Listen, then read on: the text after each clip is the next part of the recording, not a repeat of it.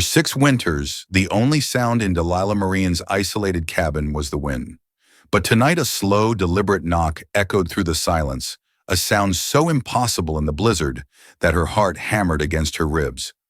When a gust of wind blew the door open, a giant of a man stood on her threshold, shirtless in the driving snow, his eyes hollow with exhaustion.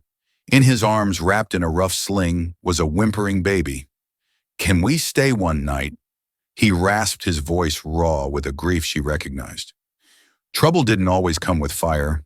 Sometimes it knocked politely and carried a child, and Delilah knew the moment she let them in.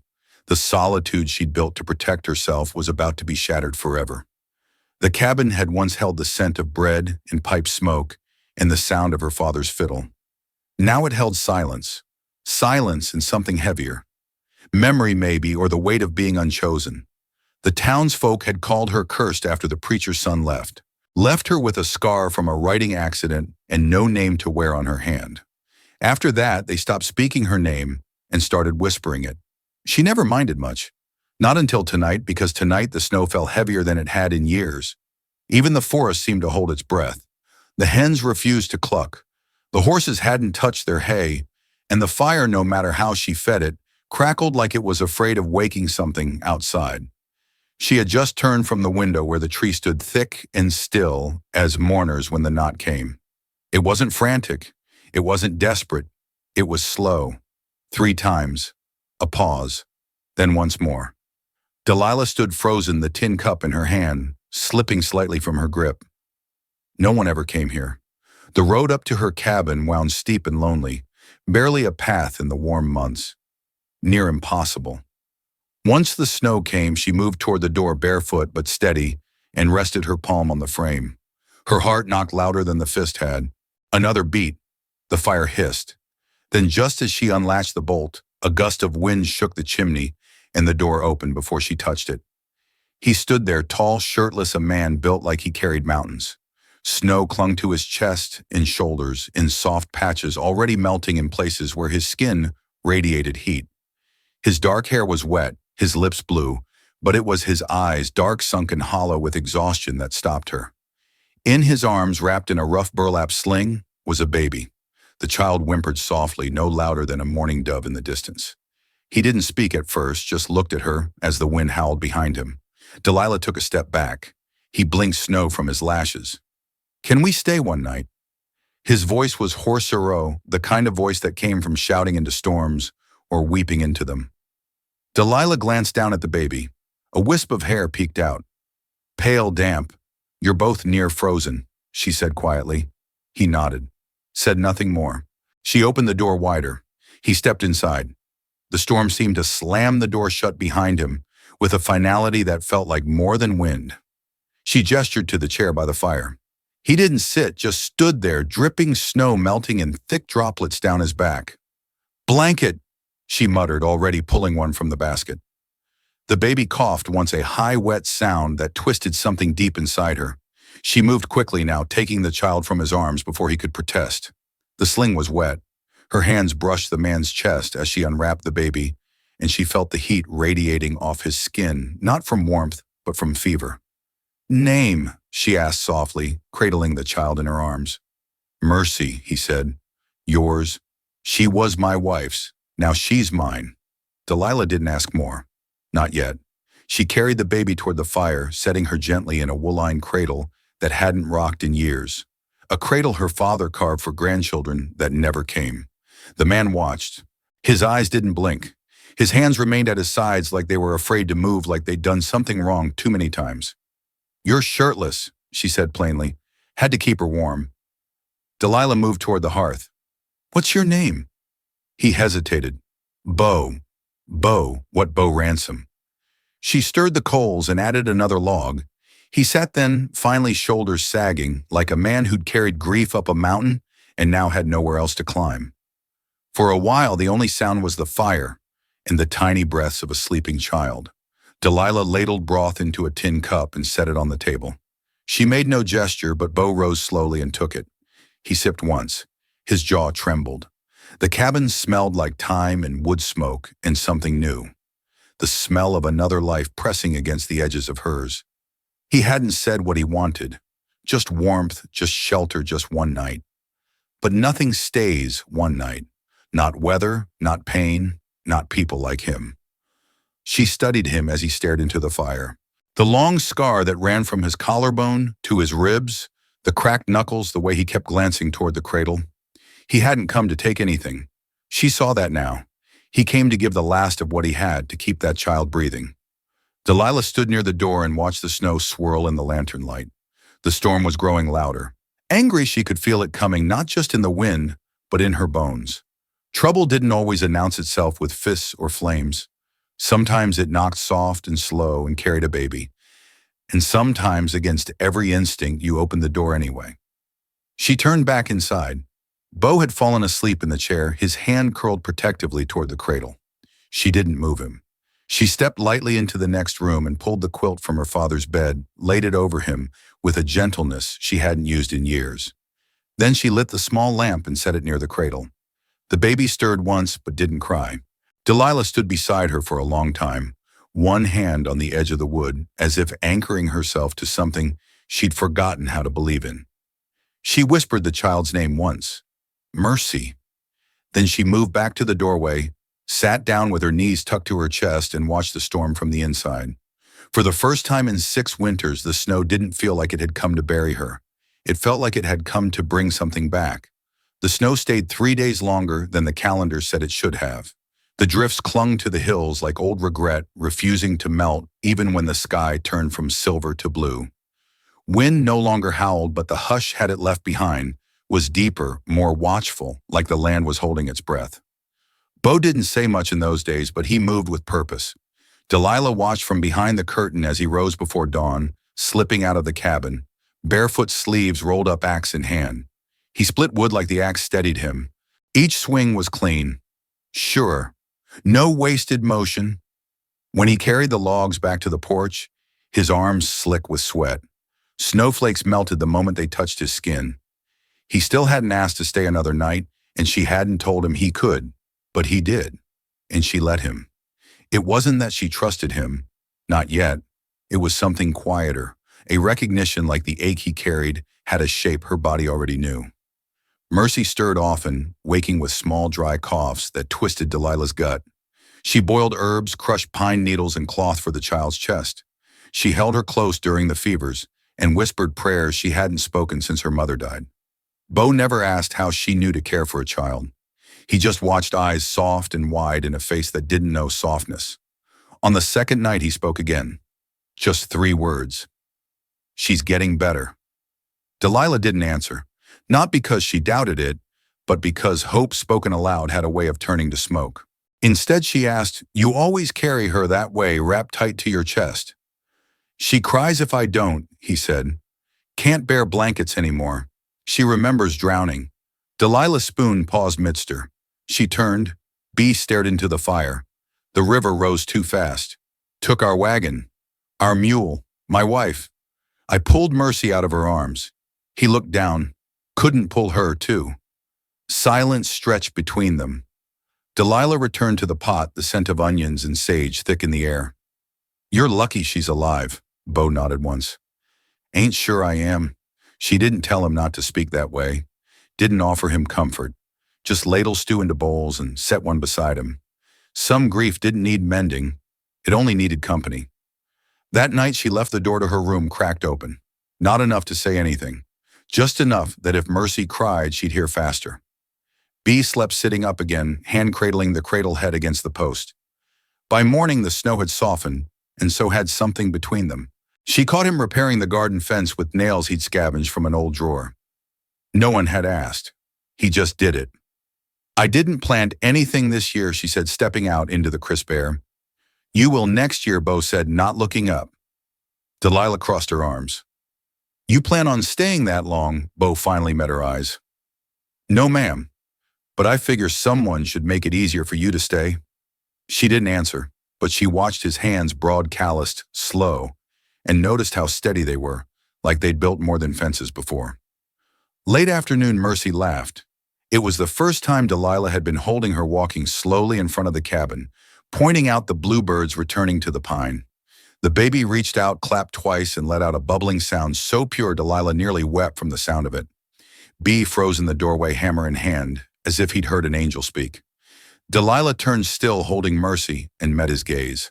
No smile passed between them. No words, just the echo of that laugh floating over the snow like light through stained glass. That evening, Delilah brushed her hair for the first time in weeks.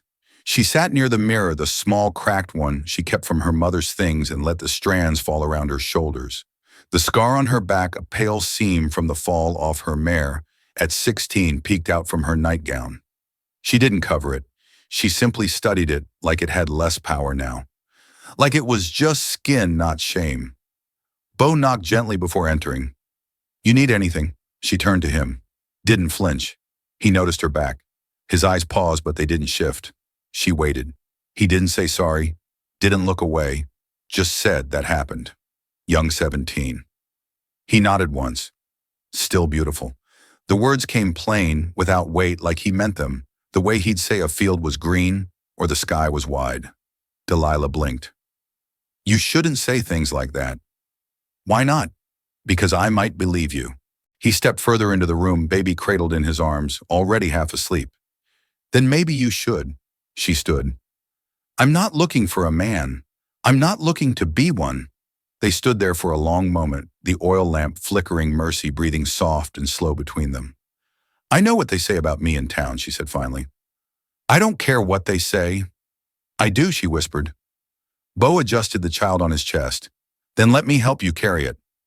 Delilah looked at him, really looked at him, shirtless again despite the cold. A habit or a defiance, she couldn't yet tell. His chest bore old wounds, burns maybe, scars of someone who'd chosen to save others instead of himself. She said nothing, but when she passed him to take the lamp, her fingers brushed his. She didn't pull away. That night when she tucked Mercy in, she placed her old patchwork quilt over the cradle, the one she made for a child that never came. And when Bo turned in to sleep by the fire again, she brought an extra pillow. Didn't say why, didn't have to. Some men didn't speak with their mouths, and some women didn't need them to. As the moon rose silver over the silent trees, Delilah stood at the doorway one last time. Snow still blanketed the earth, but in her chest something was beginning to thaw. The snow had thinned, but the gossip traveled thick. Bo saddled the mule, an old swayback thing he'd borrowed from the neighbors down near the creek bed, and headed toward town just after sunrise. He left his boots money on the porch, wrapped Mercy in a pinna-scented blanket, and carried her close against his chest. Her small breath fogged the curve of his collarbone as they passed the river's edge. Quiet now after its winter rage, Delilah watched from the window, arms folded tight. The curtain barely moved as she followed their shape down the winding trail. She didn't like him going. Didn't like the thought of what they'd say when they saw him. But the child needed more than fire and prayers. She needed medicine. And Bo, he was the kind of man who would walk straight into fire if it meant saving what he held. In town, the streets were slushed with boot tracks, cold wagon ruts stiffening under a weak sun.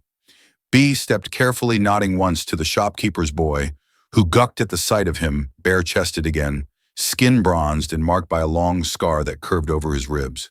The silence around him wasn't empty. It swelled. Mrs. Ida Crowley, wrapped in her fox-trimmed shawl, stood frozen on the steps of the millinery shop, ice-sharp as hat pins.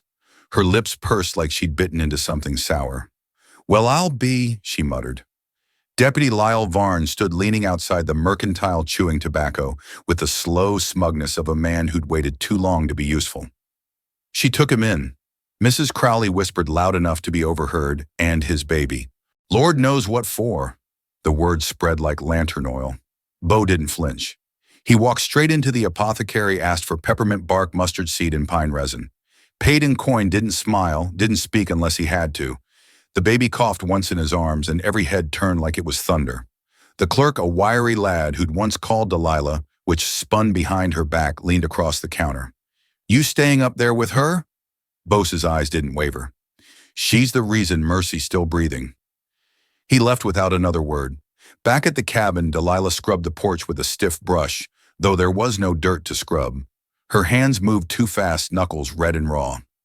Inside, stew simmered unattended, and the old clock ticked too loud in the quiet. When Bo returned, he said nothing about town, just placed the medicine down and sat beside the cradle. Mercy's cheeks were pink again, her cough lighter. But Delilah knew. She could see it in the way he pressed his palm against his jaw like he'd bitten back things all morning and was trying to hold them inside. She didn't ask what they said. She already knew. It took just one visit for the whispers to take root. By the next day, 3 riders passed her land without slowing. One of them, a girl barely out of childhood, spit toward her gate. Delilah stood on the porch and watched the spit freeze in the snow. Her fists trembled, but she didn't flinch. By week's end, the mail wagon stopped coming. The cloth she'd ordered, pale cotton for Mercy's sleeping gown, never arrived. At the well, a neighbor who used to share yeast offered no greeting.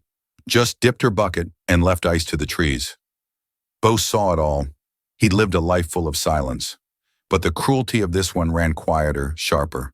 The kind that didn't bruise skin, only hearts. "You want me gone?" he asked one evening. Voice low, shoulders hunched as he stood beside the porch rail. Delilah didn't answer at first. The night was clear, stars hanging low like icicles over the pines. "They want you gone," he added. She stepped out, joining him, her shawl wrapped high around her neck. "They wanted me gone long before you came." He looked over at her. "Then why take me in? Because Mercy cried. That all?" Delilah met his gaze. "No." The wind shifted. Bo turned toward the woods. Somewhere an owl hooted once, soft and far away. "I can go," he said. "Find a way to town, maybe south." Delilah swallowed hard. "And leave me with all this talk like it was true." He nodded once. "I don't care what they think of me, but I hate what they're doing to you." She was quiet a long time before saying, "I've lived with lies longer than I lived with truth. They don't scare me like they used to." Bo turned then. He stepped closer, hands loose at his sides. "I don't want to be a weight." "You're not," she said. "You're a mirror." That stopped him. "A mirror," she nodded.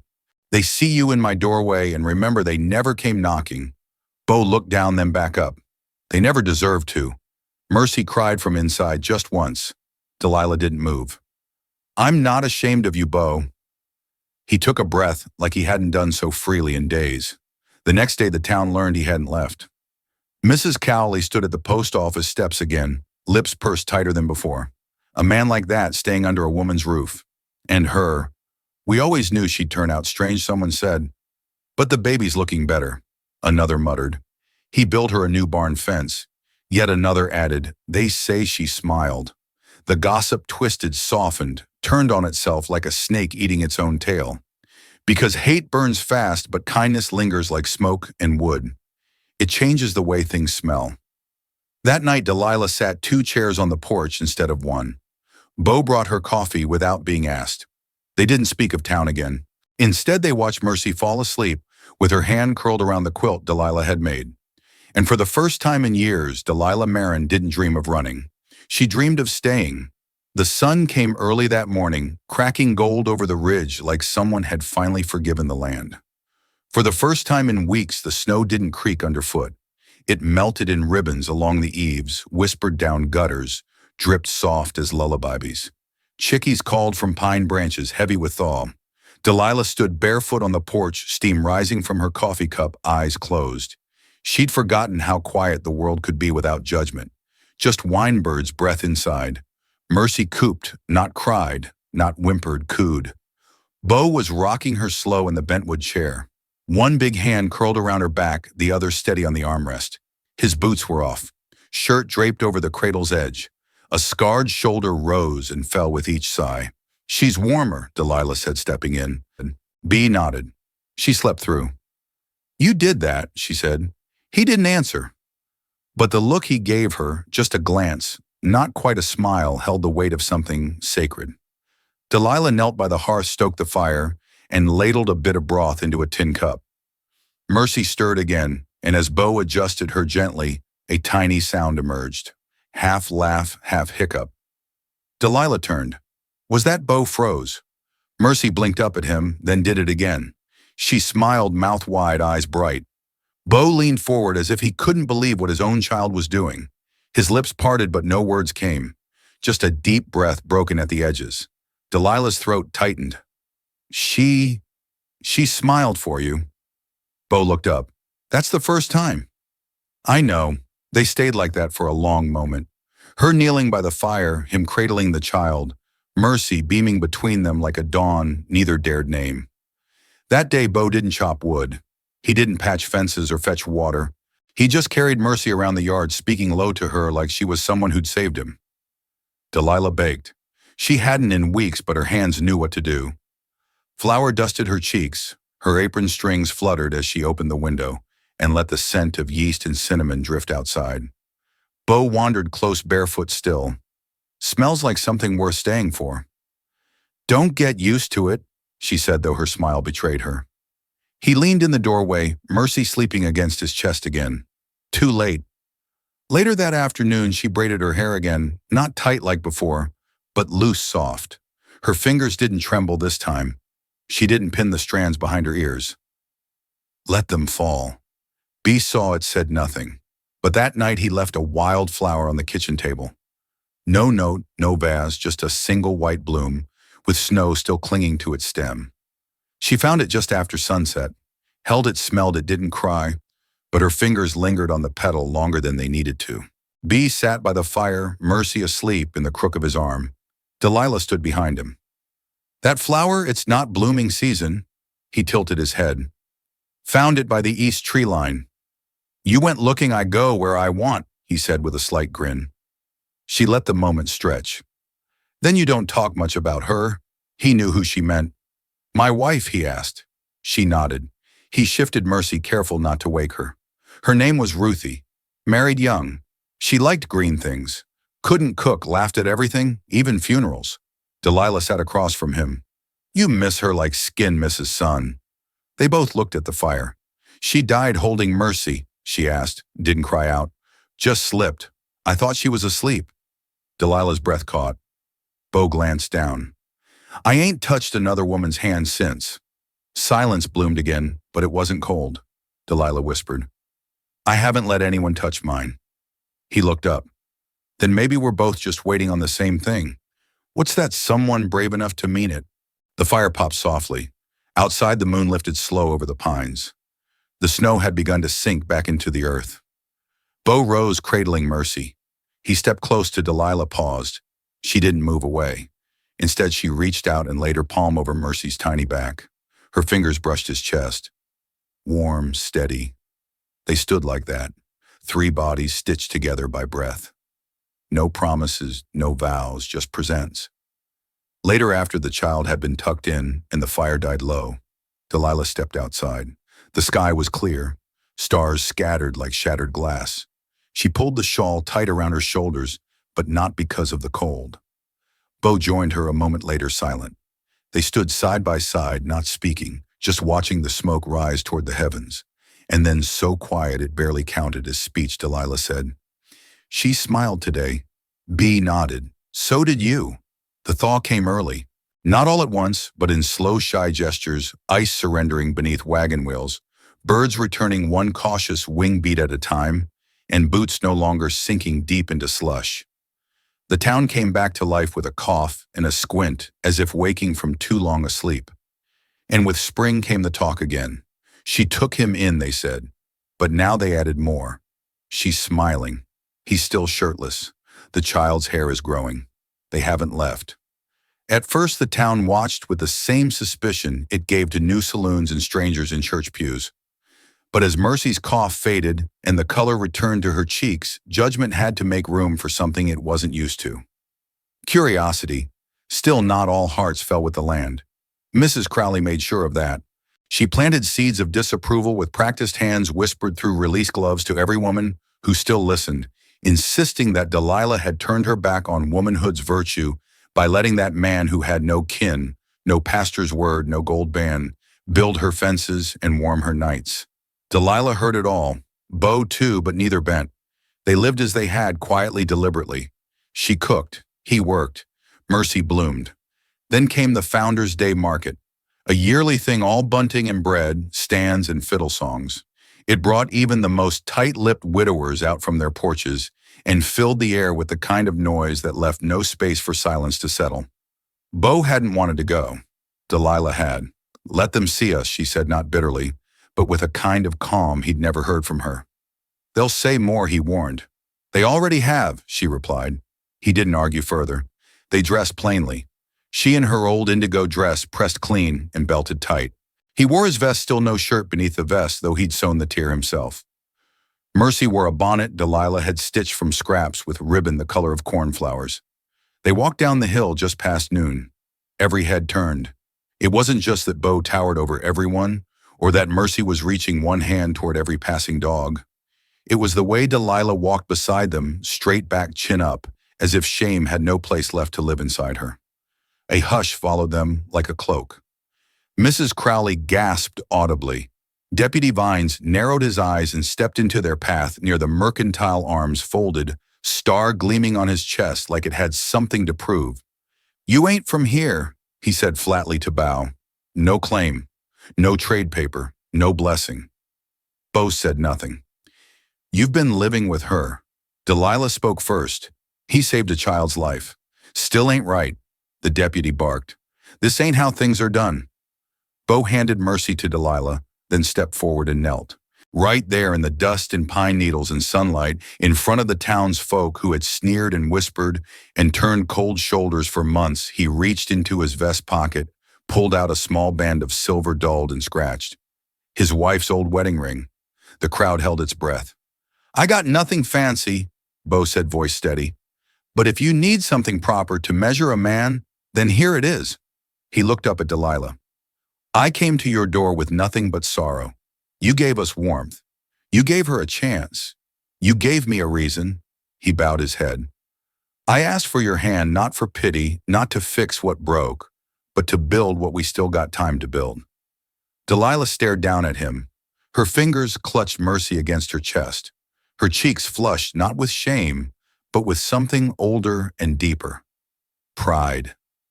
"You shouldn't kneel to people who never knelt for you," she whispered. "I'm not kneeling to them," Bo said. "I'm kneeling to you." A long silence passed. Then Delilah stepped forward, lifted him gently by the shoulders. "I don't need a ring to know who stayed," she said, and she kissed him. Not for show, not for defiance, but for truth. Mercy clapped.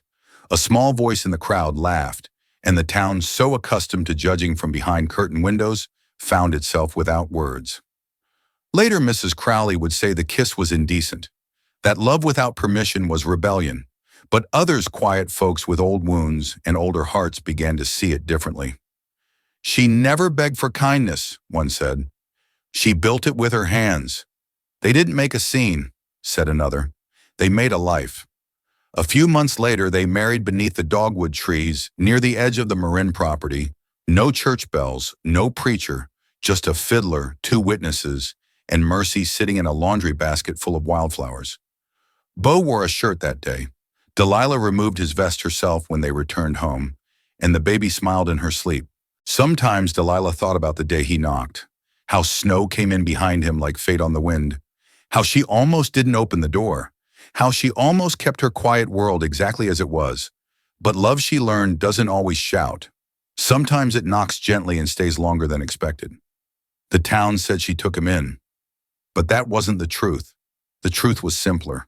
They took each other in, and neither one ever left.